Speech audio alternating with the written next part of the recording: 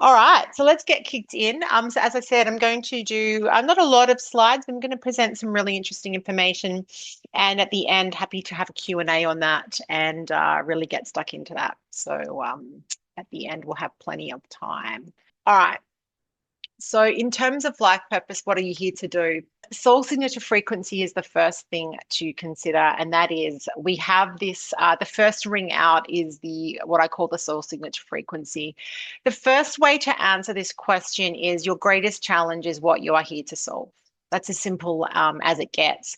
And I'm going to go into detail with what that really means. But whatever you experience growing up is often what your greatest challenge is what you're here to solve on some deep intrinsic level. It's a conceptual idea. It's not a career title. And for example, mine is death and rebirth. And so I don't go around saying, "Hey, I'm a death and rebirth specialist," or I don't use those terms to people when I talk about when I talk about my services. But I have had a lot of problems growing up with the yin and yang polarity, the feminine and the masculine, which I'll talk about over the course of this class. But it is really around your greatest challenge is what you are here to solve on some deep intrinsic level. And what's really amazing about this, as your greatest skills are often the flip of that. So people that are really unconfident often help other people find their confidence, or people that have problems with direction often help other people with direction. It's almost like your skill set matches what your greatest wound is. And so start thinking along those lines as we move through these slides. So that the first ring is, yeah, you are here to do what your greatest challenge is. If you look at the next layer out, this is where it starts to get interesting in terms of how you translate that into life. So if you think about a train station, So this is a picture of Central train station in Sydney. So if you think about you as a train station and you think about what train stations do, people go to different train stations for different reasons. So if I'm going to this train station in Sydney, it's called Central. It's usually because I'm getting off at one train. It links up all the other train networks. And I'm sure there's lots of complicated ones like the Tube in the UK and different places, but I'm going to talk about Australia because I live here. If you go to Central, you're normally getting off to get on another train to link up somewhere else. Or maybe you're getting off to go inner city, kind of wandering.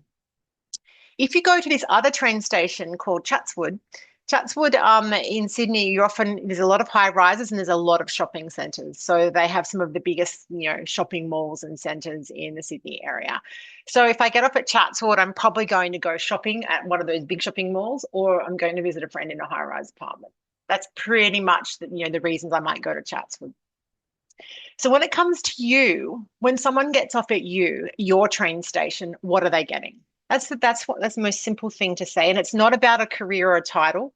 What do they get when they come to you? What are they actually getting? So are they getting a warm welcome? Are they getting life advice? Are they getting someone that can manage their financial accounts? Are they getting someone that knows how to fix the garage door? Like when you get off when someone comes to you and they come into your field of energy, what are they actually getting? And it's not a job. And I'll explain mine in a minute, but it's something that they need from you that you have that they want. It's really interesting. And a good example of this is so James's brother, Nick, he's the opposite of James. He's like techie, nerdy, like really quite doesn't like public speaking. He's quite like, an inner kind of guy. But if I want to buy a new camera or piece of tech, I'm like, Nick, what do I like? He's that guy. He's that guy that reads every product description, knows every bit of technology. So that's what we're talking about. When it comes to that, it's like, what do they get when they get off to you? So when someone gets off at your train station, yeah, what are they getting? So this is really important to think about it. So people describe my train station is go and see Debbie when you want to death off your old career, start a new career direction. That's often because I do death and rebirth. People know me as deathing off a toxic relationship, deathing off shadows or fractures. It's always about letting something go and starting something new or making a transition. And that's how people know me and understand me. So this still isn't a career necessarily, although I do this in my career. But people that don't even work with me know that they can come and talk about their career with me. People that don't even have any sessions with me, my family, my cousins, my everyone around knows that that's kind of my one of my things that I do with people. They also know that I do a lot of spiritual meditation and wisdom and advice. So they just kind of know that's my train station. What that comes down to for me is people know that I'm all about the balance between the feminine and the masculine, being instinctual and intuitive and also being driven and being able to ground. So it's important that your train station, so you start with your life purpose, which is what am I here to do? I'm solving my own greatest challenge. And then you radiate that out to how do people know how to work with you or contact you? I still don't want you to think about an industry right about now because I'll go into it, but I could have done many things with death and rebirth. I could have been a funeral director, I could have been a midwife, and I talk about those options. But I've chosen the career I've chosen because of passion and love. So I just want you to think, what do people already know you outside of a work environment? How do they see you? How do they, taste your energy? How do they come and connect with you? That's what you're really asking at that point. And then you start looking at industry, what I call industry. And that is, this is the bit, this is the last bit that falls into place. It's like, well, what industry? This is free will. This is passion. This is not something that you're born with. This is something that you choose. So you choose your career or your industry. So, for example, um, if I said to you, and this is the best question you can ask yourself, if I said to you, if there was, two or three magazines delivered to your door every week, and I know that we're a lot online now, but go back to old school from when I was a kid. If there was 2 to 3 magazines or books that were delivered to your door every week that you wanted to read about that were like so fascinating to you, what would they be? I know one of mine is spirituality healing. I mean, that's obviously the game that I'm in, but that would be my first topic. So think about it like the industry has to be something that you're naturally obsessed with. The second one would be animals and nature connection for me. Now, everyone who knows me knows I do equine therapy. I have horses. James and I talk a lot about how nature and healing comes into our everyday life. We've run nature retreats, where this is like my second most favorite topic out of if I had to choose, even if I wasn't in this industry and I was an accountant, this would be my passion. And then the third one I'm pretty interested in, for those that know me, is business growth, learning, and entrepreneurial mindset. Like I am very excited about helping other people get their careers off the ground in this field. I'm not excited if you want to, if you want me to help you become a stockbroker, that does not excite me at all, but it excites me to help people grow into their healing careers. So if I was to look at those top three magazines, that's what I would choose naturally every day of the week. And they form and underpin my career. And I've thought about these long and hard because I've had people say, I'm into spirituality, but I'm also into creativity. And guess what? Those people run businesses that teach artistry and spirituality together. Like they've merged the two. It's quite beautiful how that can happen.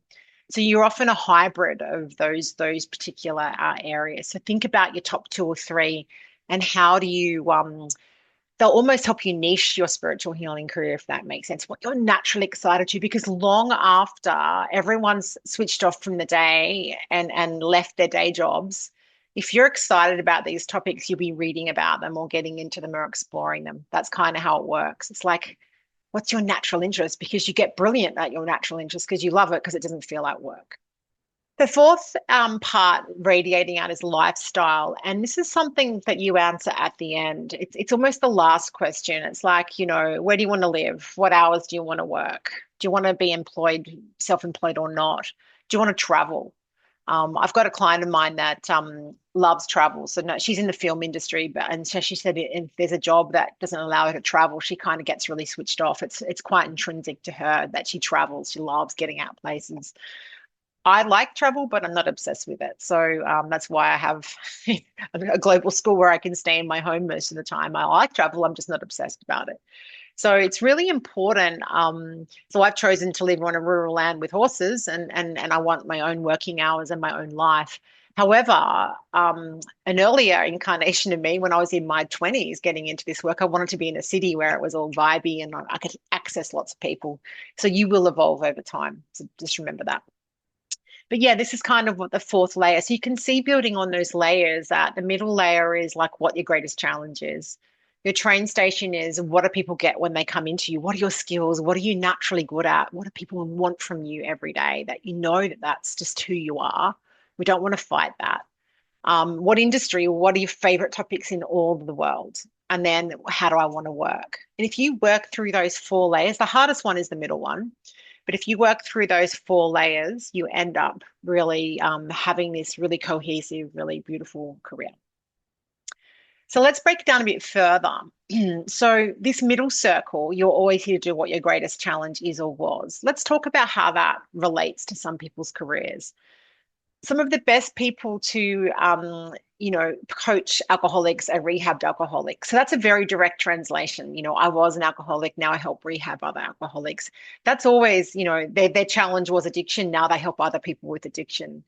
That's a very, very direct match. And that happens a lot. In fact, someone that did our coaching class, she used to walk the Camino and she used to be an alcoholic. Her partner died of alcoholism. She decided to get sober and now she walks the Camino in Spain, coaching other people how to get off their alcohol addictions. That's such a direct translation of her own challenge being put into her life purpose. I've had people that I know that struggled with learning as kids and now are maths tutors or tutors for children because they know what divergent brains struggle with when they're trying to learn. Or so they've actually developed ways to coach other kids because they struggled so much at school. So I've seen that happen. Again, that's a very direct translation. Their struggle, that's growing up was that. Now they help kids struggling with it. And most social workers I know have had some form of abuse as a kid. And I'm not saying that that's a rite of passage. I'm just saying the reason people are social workers are often because they know the struggles of what it's like to have had problems in the family home. Now, as I said, it's not 100 out of 100 and it doesn't have to be that direct, but that is a lot of how this works. And so people often say to me, oh, I don't know if I'm trained enough to do that job. And I'm like, well, your life trained you to do it. Your life experience gave you so much depth and richness of how to struggle with that problem that by the time you get to be an adult and you're looking at this field, it's like you've got a degree in it already, even without the training. So, yeah, it's just an interesting one. I'll give you some indirect matches in a minute that aren't as obvious, but that's very, very common. So my example of death and rebirth. So I identify as as I said, the yin and the yang balance, death being yin, birth being yang. And that, so my life has, had a lot of beginning starts of having to be very yang, very strong, very defensive. I had a, aggressive father. I had a very difficult time with the masculine. So my challenges and struggles were not embracing the feminine. So I really couldn't embrace that yin, that intuitive side. I have now, clearly, but I took a long time to do that. Now, my death and rebirth concept could have, I could have gone into funeral directing. I could have helped bury people, literally, or I could have been a midwife because birth is children. So that, they're both examples of yin energy. Death is very yin, and birth is very yang. I could have gone into those careers if I had a natural passion for birthing kids or if I had a natural passion for death. And death does actually interest me, but not to that level. But I chose healing, so the idea of I wanted to come into a healing state. I wanted to do work with people to create transformation.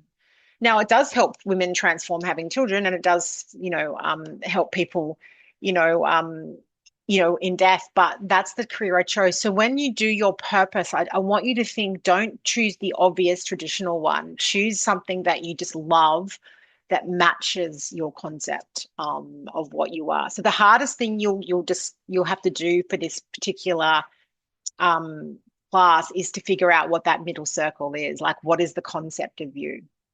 And we'll have some Q&A on that because death and rebirth is what I came to after exploring myself for a while. You want to aim for as much of it as you can as 100% translation that suits your natural passion. So everyone that knows me knows I'm obsessed with yin and yang, masculine, feminine, life and death. Everyone knows that.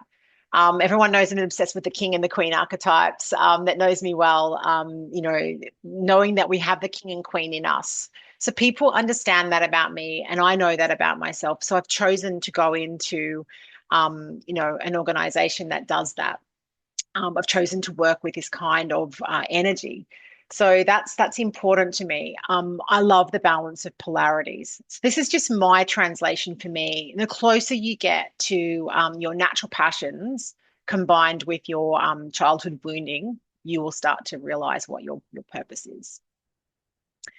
So there are subtle and unique ways to translate your life purpose concept. So if you, for example, were a recovered alcoholic and you didn't want to help other alcoholics, I know someone that helps people do running. Like that's their thing now. They're obsessed around running for health. So this person, did have a drinking problem, overcame that, and now they help people run and be healthy. So it's the opposite of drinking, right?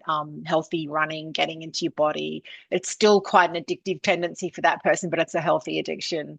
So they're helping people run out their stuff, in a healthy way. So just because you're a recovered alcoholic doesn't mean that your life purpose is to help other alcoholics, is what I'm saying. Or if you were a struggling student, like I was talking about, you don't have to then tutor other students. You might end up helping people with public speaking. Or like I know people that were struggled getting their voice met, and now they're speech pathologists, or now that they help people with presentations and speaking on stage. That's a great flip of a wound. I did have that problem as a kid, and now I help other people do that.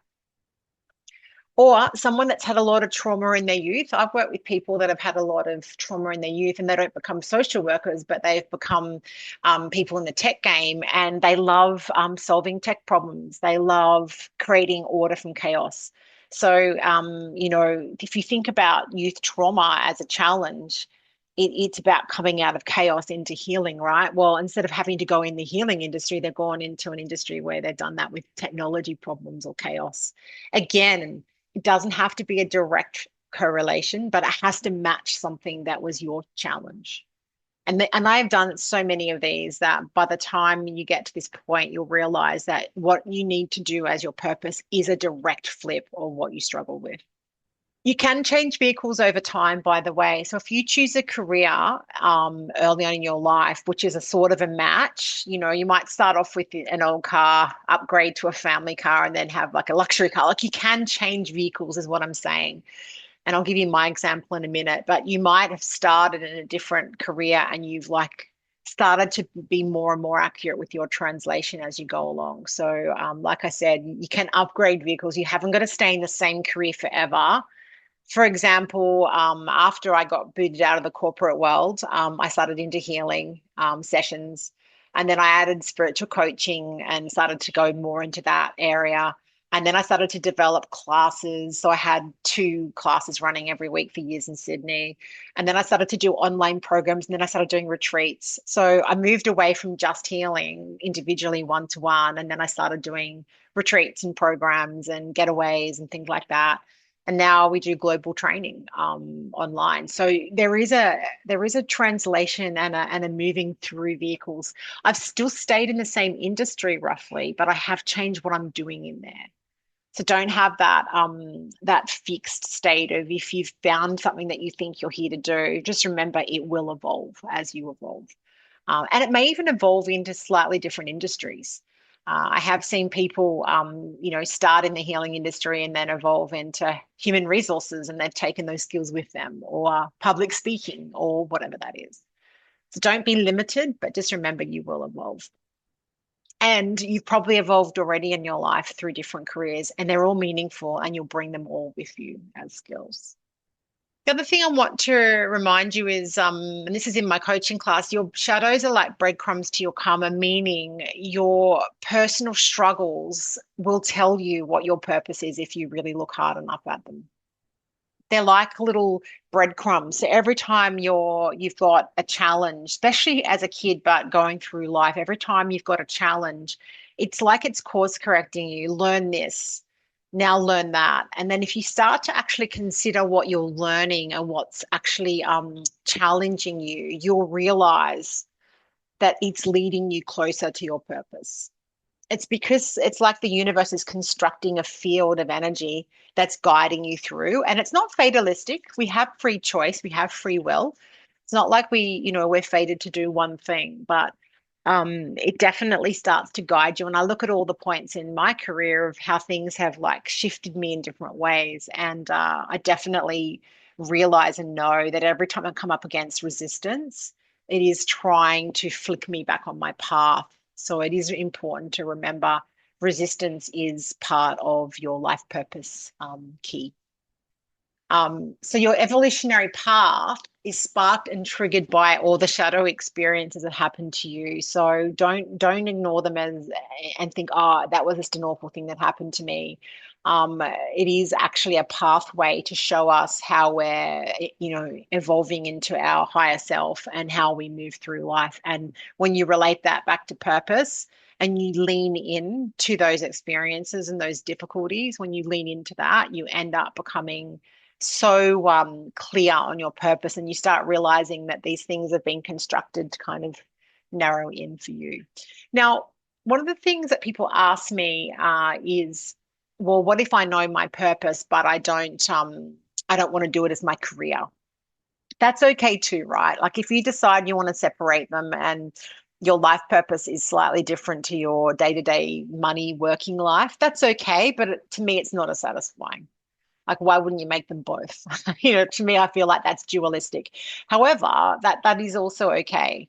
That, on one hand, your purpose is lived out creatively with your life, and then the other, and you work for money, and that's okay. But yeah, my ideal is that they merge and combine. So, the coaching course I teach, deep dives into all your shadows. In fact, you're so leaning into all of your shadows. It's almost hard not to know your purpose. So, if anyone in this class has done my coaching, you probably have a pretty good idea of what your purpose is already. So we're going to open this up to questions, especially around, I'm going to go back to this slide before, when you crack your soul signature frequency, when you crack the concept of what you're here to solve and why, and I want to hear from a couple of you what you think yours is, if you're open to sharing them. When you crack that, these other ones, the train station, and then the industry, they become a lot easier. But this is the thing. You need to land on a conceptual understanding of what you're here to do. Now, I've got a couple of ones from clients of mine. One of my clients, her statement, her life purpose challenge, is she always had difficulty in her home life growing up. And it was kind of a challenging time. And yet she is probably one of the most incredible, welcoming, warm, homely people I've ever met. So her purpose, or her conceptual idea, is welcoming people in, like loving and welcoming people. And she works in a job where she does that for people. So it's welcoming people and loving people and making them feel safe and connected in the home space. I've also got another one of my clients that is all about bringing joy to other people. Because she had, lost her mother quite young. There was a lot of sadness in her family. So she grew up with a lot of sadness and loss, and now her whole thing is bringing joy. And yeah, that's her thing, bringing joy to others. So it's subtle. It's not like this intellectual, statement of I am here to do blah. It's how do you live and operate, and how does your heart beat and tick every day that helps you to be here, and how do people perceive you and see you, because it will be the flip of your challenge, just like mine is the flip of growing up in an environment where my feminine side was very shut down by dominant masculine energy, and now that's my whole work's around accessing instinct, intuition, yin femininity, and balancing that with the masculine. So you'll find that when you really tap into what you didn't get, you'll realize you naturally probably have that talent, or if you haven't had it expressed yet, then it's ready to come out. Thanks for showing up today. I hope it was useful. Hope it's giving you some food for thought. Don't feel like if you haven't cracked your full formula that you're not ready or to work or ready to, to crack it. It's just some really interesting thoughts to flow around in your head and really own. But I would say, I'm just going to remind everyone, when you crack this and you feel clear on it, watch your business grow. If you're in this business of healing or growth or whatever you're doing, watch yourself take off, because there's some sort of confidence in there that sits in the body, and it's like a coming home feeling, and you're like, wow, I know my power and my brilliance and what I'm here to do. And it's just easier to work like that when you know. And you actually take ownership of it. You allow yourself to believe in it for you, because people can sort of sense that in your field when you really know yourself. So take time to answer some of those questions. Awesome, guys. Have a good rest of your day. Lots of love. Ciao.